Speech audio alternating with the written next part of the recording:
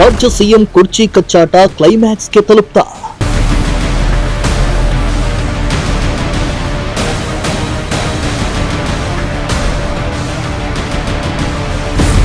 ದೆಹಲಿಗೆ ಬರುವಂತೆ ಸಿಎಂಗೆ ಹೈಕಮಾಂಡ್ ಬುಲಾವ್.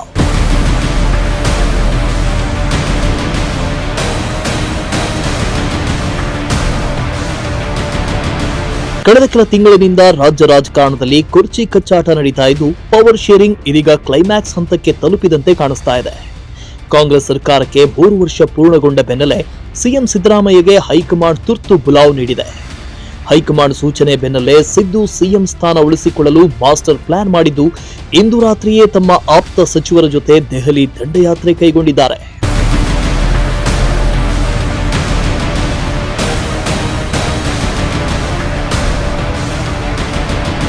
ಕಾಂಗ್ರೆಸ್ ಹೈಕಮಾಂಡ್ ಕೇವಲ ಸಿದ್ದರಾಮಯ್ಯ ಅವರನ್ನ ಮಾತ್ರ ದೆಹಲಿಗೆ ಬರುವಂತೆ ಆಹ್ವಾನ ನೀಡಿದೆ. ಆದರೆ ತೆರೆಮರೆಯಲ್ಲಿ ಸಿದ್ದು ತಮ್ಮ ಆಪ್ತ ಸಚಿವರಿಗೆ ಕಾಲ್ ಮಾಡಿ ದೆಹಲಿಗೆ ಬರುವಂತೆ ಸೂಚನೆ ನೀಡಿದ್ದಾರಂತೆ.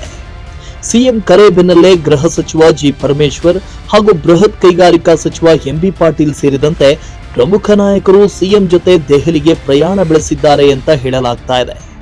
ಹೈಕಮಾಂಡ್ ಮುಂದೆ ತಮ್ಮ ಸಂಖ್ಯಾಬಲ ಹಾಗೂ ನಾಯಕರ ಬೆಂಬಲವನ್ನ ಪರೋಕ್ಷವಾಗಿ ಪ್ರದರ್ಶಿಸಲು ಸಿದ್ದರಾಮಯ್ಯ ಈ ತಂತ್ರಗಾರಿಕೆ ನಡೆಸುತ್ತಿದ್ದಾರೆ ಎನ್ನಲಾಗಿದೆ.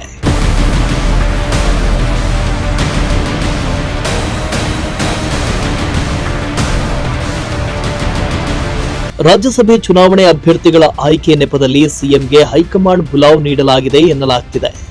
ನಾಳೆ ಬೆಳಗ್ಗೆ ಎಐಸಿಸಿ ಅಧ್ಯಕ್ಷ ಮಲ್ಲಿಕಾರ್ಜುನ್ ಖರ್ಗೆ ಹಾಗೂ ರಾಹುಲ್ ಗಾಂಧಿ ಜೊತೆ ಹೈ ವೋಲ್ಟೇಜ್ ಸಭೆ ನಡೆಯಲಿದೆ. ಮೊದಲು ಸಿಎಂ ಸಿದ್ದರಾಮಯ್ಯ ಅವರೊಂದಿಗೆ ರಾಹುಲ್ ಗಾಂಧಿ ಪ್ರತ್ಯೇಕವಾಗಿ ಚರ್ಚೆ ನಡೆಸಲಿದ್ದಾರೆ. ಬಳಿಕ ಡಿಸಿಎಂ ಡಿಕೆ ಶಿವಕುಮಾರ್ ಅವರನ್ನ ಕರೆಸಿ ಮಾತಾಡೋ ಸಾಧ್ಯತೆ ಹೆಚ್ಚಿದೆ ಅಂತ ಹೇಳಲಾಗ್ತಾ ಇದೆ. ಈ ಮಧ್ಯೆ ಸಿಎಂ ಸಿದ್ದರಾಮಯ್ಯ ಅವರಿಗೆ ಹೈಕಮಾಂಡ್ ಬುಲಾವ್ ಕುರಿತು ಡಿಸಿಎಂ ಡಿಕೆ ಶಿವಕುಮಾರ್ ಪ್ರತಿಕ್ರಿಯೆ ನೀಡಿದ್ದು, ಸಿಎಂ ಅವರನ್ನ ಯಾಕೆ ಕರೆದಿದ್ದಾರೆ ಅನ್ನೋದು ತಮಗೆ ಗೊತ್ತಿಲ್ಲ. ಸಿಎಂ ನನಗೆ ಏನು ಹೇಳಿಲ್ಲ. ಹೈಕಮಾಂಡ್ ನಿಂದ ತಮಗೆ ಕರೆ ಬಂದಿಲ್ಲ. ಕರೆದ್ರೆ ಹೋಗ್ತೀನಿ ಅಂತ ಹೇಳಿದ್ದಾರೆ.